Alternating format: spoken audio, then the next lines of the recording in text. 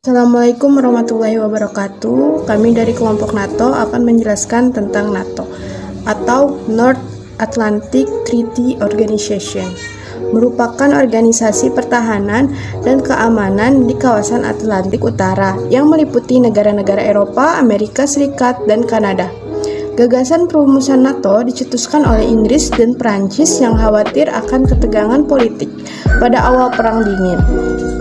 Amerika Serikat dan negara-negara Eropa khawatir akan adanya ambisi ekspansi Uni Soviet di Eropa Timur.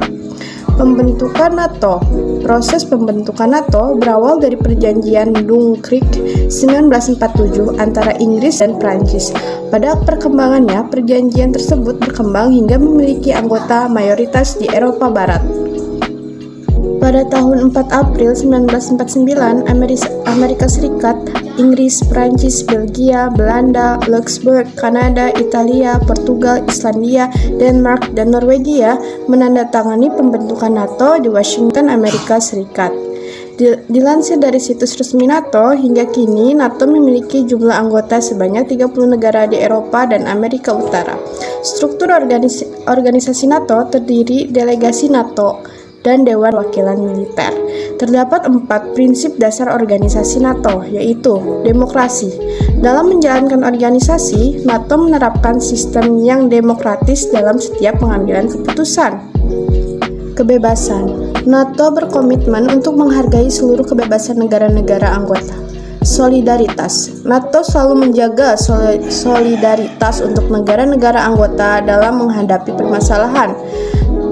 Transatlantic Link membentuk hubungan keamanan antara negara-negara kawasan Atlantik Utara. Pada perkembangannya, NATO memiliki partner countries untuk bekerja sama dalam menghadapi tantangan dan permasalahan pertahanan dan keamanan internasional. Partner countries merupakan negara-negara dan organisasi internasional yang bekerja sama dengan NATO dengan status sebagai non-anggota. Pasca Perang Dunia II, mulai muncul organisasi-organisasi militer tingkat regional dan global. Salah satunya adalah NATO. North Atlantic Treaty Organization atau NATO merupakan organisasi pertahanan dan keamanan di kawasan Atlantik Utara yang meliputi negara-negara Eropa, Amerika Serikat, dan Kanada.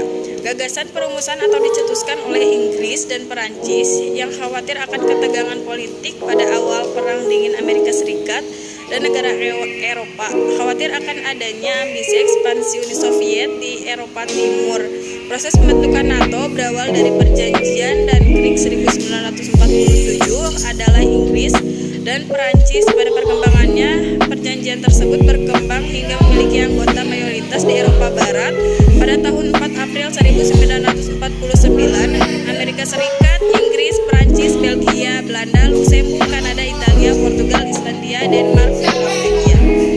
Terdapat 4 prinsip dasar organisasi NATO, yaitu demokrasi. Dalam menjalankan organisasi, NATO merupakan sistem yang demokratis dalam setiap mengambil keputusan.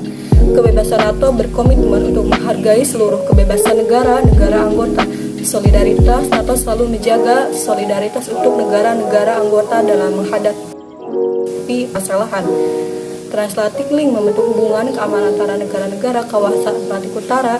Pada perkembangannya, NATO memiliki partner countries untuk bekerja sama dalam menghadapi tantangan dan permasalahan pertahanan dan keamanan internasional. Partner countries merupakan negara-negara dan organisasi internasional yang bekerja sama dengan NATO dengan status sebagai anggota.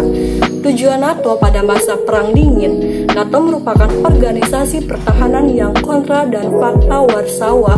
Dalam buku sejarah Eropa dari Eropa kuno hingga Eropa modern, karya Wahyudi Jaza, pembentukan NATO pada awalnya bertujuan untuk membendung pengaruh komunisme di negara-negara kawasan Atlantik Utara. Selain itu, terdapat beberapa tujuan lain, yaitu menciptakan situasi aman dan damai di kawasan Atlantik Utara, melindungi negara-negara Eropa dan Amerika Utara dalam pengaruh komunisme, berperan aktif dalam upaya menciptakan perdamaian dunia, saling peduli dan membantu permasalahan pertahanan dan keamanan negara NATO.